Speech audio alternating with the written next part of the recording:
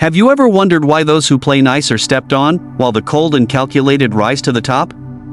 Why fear seems to dominate respect, and how the world bows to those unafraid?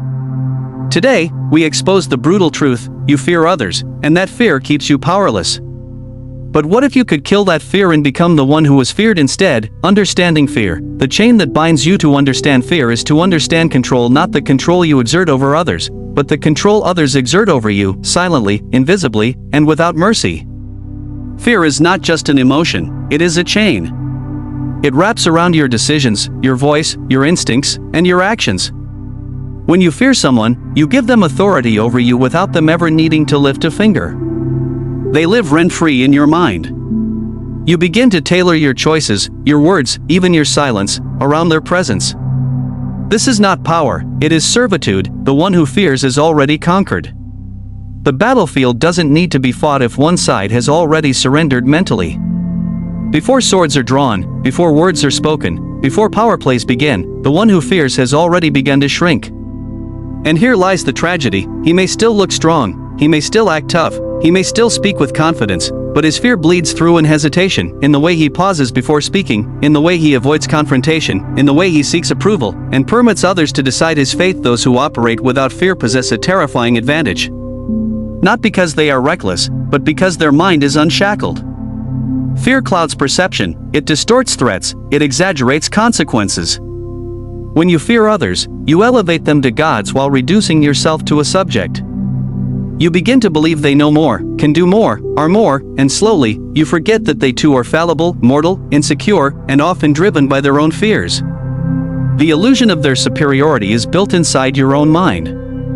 You serve it, you protect it, you obey it. To live in fear of others is to never truly live for yourself. Every decision is filtered through their potential reaction.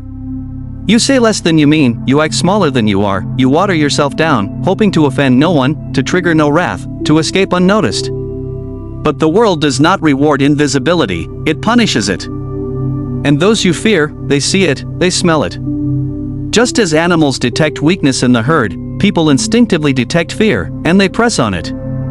They manipulate it. They use it.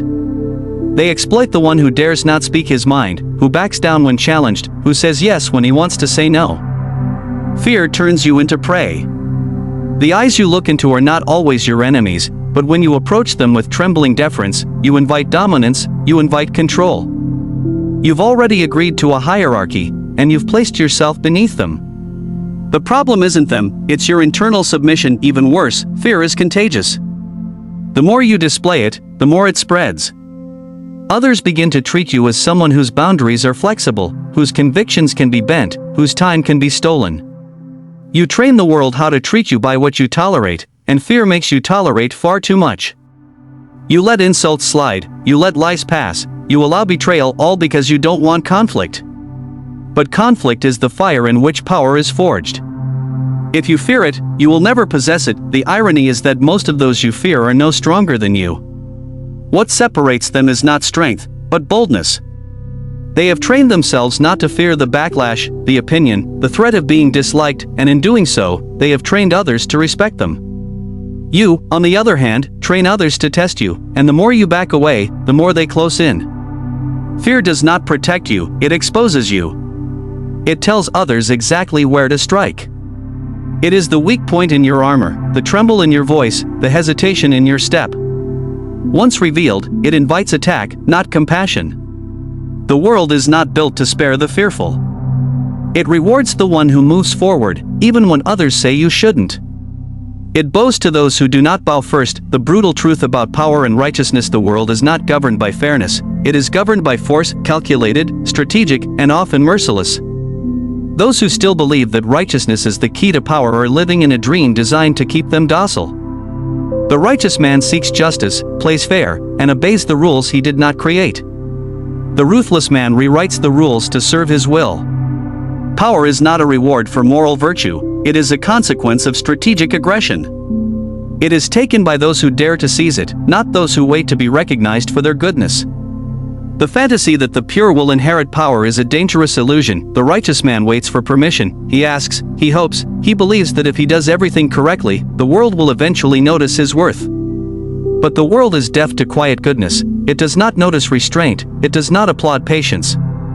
Power has no natural affinity for morality. It is amoral, neither good nor evil. It gravitates toward those who are willing to pursue it with clarity, without guilt, without the weight of conscience slowing their hand. To be ruthless is not to be mindlessly cruel, it is to be efficient. It is to do what needs to be done without hesitation, especially when others lack the stomach for it. The ruthless act while the righteous reflect. The ruthless strike while the righteous deliberate. And in that pause, in that moral hesitation, the opportunity vanishes, claimed by someone who did not care to ask if it was right. In the realm of power, hesitation is a disease, it infects ambition and paralyzes will. The ruthless are immune to it. They move through the world like predators, aware, deliberate, and unburdened by the fear of being judged. Morality is often a disguise worn by the weak to pretend they have chosen restraint, when in truth, they fear consequence. But those who understand power know that morality can be useful, but only when it serves a purpose. When it protects your image, it is a tool. When it weakens your hand, it is discarded. The righteous cling to it no matter the cost. The ruthless wield it like a sword when needed, and drop it without ceremony when it no longer serves. That is why they win. There is a cruel paradox at the heart of all this: people admire righteousness, but follow ruthlessness. They praise the noble, but they obey the strong. They cheer for the underdog, but they kneel to the victor. And so, the one who seeks power must understand the truth behind the mask of society. What people claim to value and what they actually submit to are rarely the same. The man who clings to virtue will always be outpaced by the one who values outcome above optics. Those who rise are those who can act decisively without flinching, not because they lack empathy, but because they understand the weight of influence. They know that hard decisions build empires, and softness invites collapse. The ruthless do not cry over the necessary. They do not apologize for their advantages. They do not shrink from ambition. Every move they make is deliberate, every word is calculated, every alliance forged to serve a larger purpose. The righteous man is burdened by the need to be seen as good. The ruthless man is only concerned with being effective. He will be hated, envied, misunderstood, and he does not care, because those who matter will fear crossing him, and those who follow will feel safer under his rule. Power demands this. It does not emerge from purity, it emerges from action, from the willingness to say what others only think, from the audacity to do what others would never consider, from the refusal to kneel to the gods of comfort, consensus, and approval. Ruthlessness is not about destruction for its own sake, it is about clarity of purpose. It is about knowing exactly what you want, understanding exactly what stands in your way, and being prepared to remove it without flinching. The path to power is soaked not in prayers and good intentions, but in precision, silence, and decisive motion. Those who hesitate to offend are often crushed by those who never ask for permission in the first place. The misconception of kindness without strength. Kindness is a virtue, but in the world of power, it is often misread as weakness. Those who lead with compassion, who give without caution, and who extend mercy without judgment often find themselves consumed by those they try to protect. In the brutal mechanics of influence, strength is the only language understood by both allies and enemies. To be kind without strength is to open the gates to betrayal. To be strong without kindness may invite fear, but fear keeps order. Fear ensures that respect is never confused with pity. Enemies do not respect the one who always forgives, they exploit him. They test his limits until there are none left. Every concession made in the name of peace becomes a message: you can be pushed.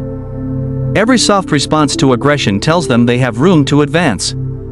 You may call it diplomacy, you may call it decency, but to the calculating eye, it is weakness dressed in noble robes. The predator does not honor the gentle deer, it simply stalks it more efficiently. When people believe you will not retaliate, they are more likely to strike.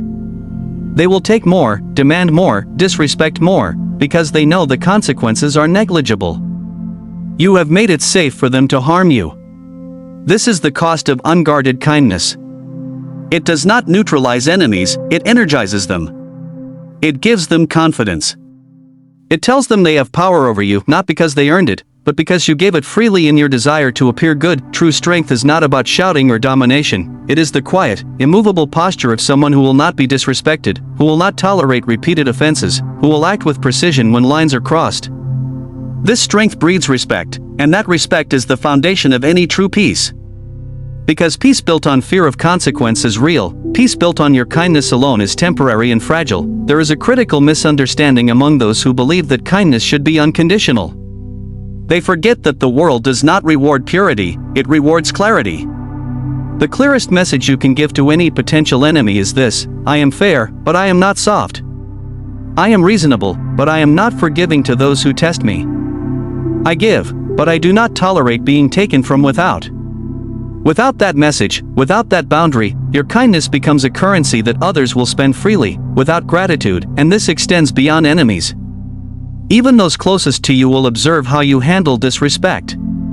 If you turn the other cheek too often, even friends begin to take liberties. The erosion is subtle: small favors taken for granted, slight insults passed as jokes, decisions made without your input. Not because they hate you, but because they sense that you will never push back. Without knowing it, you are training everyone around you to view your kindness as a resource, not a stance of strength. The irony is that those who are feared are often more respected, even more loved, than those who are simply kind. People trust the strong because they know where they stand. They know the boundaries are real. They know the person behind the power is not trying to manipulate through flattery or approval seeking. Strength creates clarity, and in a world ruled by uncertainty, clarity is comfort. Enemies do not respect emotional appeals, they respect control. They do not fear your tears or your words, they fear the thought that you might not respond with emotion at all, but with action. That you might strike where they least expect it, that you might remember their offense long after they thought it was forgotten, and that when the moment comes, you will not hesitate. Kindness that is not backed by the capacity for cruelty is ignored. It becomes a mere gesture, safe, ineffective, and easily discarded. The lion can afford to be gentle only because he can be deadly. It is his potential for violence that gives his restraint meaning. Without that potential, gentleness is not virtue, it is submission. Those who wield strength and choose to show mercy are respected. Those who show mercy because they cannot do otherwise are discarded. In the end, it is not your kindness they remember, it is how you responded when they tested your limits. Did you fold, or did you draw the line so sharp it cut them to the core? Enemies do not admire your good heart, they observe your spine. They calculate your tolerance. They test your silence. And when they find no resistance, they press forward without remorse, conquering the fear within before you can refuse to fear others. You must conquer the root of all fear, yourself. The man who fears no one is not reckless, nor is he blind to danger. He is deeply aware of the risks around him, but more importantly, he has subdued the chaos within. The most dangerous enemies are not external, they are internal: pride, insecurity, anger, desperation. These are the voices that make a man weak. They lead him to overreact, to lash out, to crumble under pressure. The man who has not mastered himself will always serve someone who has. To be immune to fear is not to be numb, it is to have discipline. You do not shake when challenged because you already know who you are. You do not bend under pressure because you've been hardened in solitude. You have faced your own mind, your weakness, your failures, your instincts, and emerged intact. Power does not come from shouting louder than your enemies, it comes from silence, from being the one who does not flinch, the one who sees everything and reacts only when necessary, the one who does not need to prove his strength because his restraint already proves it. Control is the highest form of strength. Those who lack it are easy to provoke, easy to manipulate, easy to bait. They confuse emotional outbursts with courage. They speak when they should listen. They act when they should wait. Their fear does not always look like fear, it looks like ego, it looks impulsive. But underneath it all is a desperate need to protect the fragile illusion of power they've built. Real power does not panic, it waits, it watches, it chooses the perfect moment, and when it moves, it is final. The man who fears no one cannot be bribed, cannot be blackmailed, cannot be emotionally cornered. Why? Because his desires do not control him. He is not a slave to his pleasures. He does not chase validation. He does not hunger for applause. He does not act out of need, but out of choice. He has stripped away the illusions that make others predictable. He knows his worth, he knows his limit, he knows his mission. This is what makes him untouchable. You cannot control someone who has nothing to hide and nothing to prove. The world attempts to control you through your fears, the fear of rejection, the fear of failure, the fear of isolation. It whispers, play small or they won't accept you. It warns, stay quiet or they'll punish you. And so most men shrink themselves to fit inside a system designed to break them. But the man who has killed his fear no longer asks for permission. He is not careless, he is sovereign. He does not rebel for the sake of rebellion, he simply moves according to his own code, and that code is not easily broken even in the face of threats. He remains calm. His mind is trained to see beyond the moment. While others react to pressure with anxiety or anger, he remains surgical. He knows that fear clouds judgment, and so he refuses to operate from it. This clarity is his weapon. It allows him to see openings others miss. It allows him to wait while others rush, and it allows him to strike with devastating precision when the time is right. He is not loud, he does not need to be. His presence alone shifts the atmosphere because it carries the weight of someone who will not be moved. His enemies feel it. They see it in his eyes, in his posture, in the way he does not respond to provocation. There is no panic, no insecurity, no hunger to please. And that terrifies those who seek to dominate him, because they cannot find leverage. They cannot predict him. They cannot own him. The man who fears no one has already walked through fire.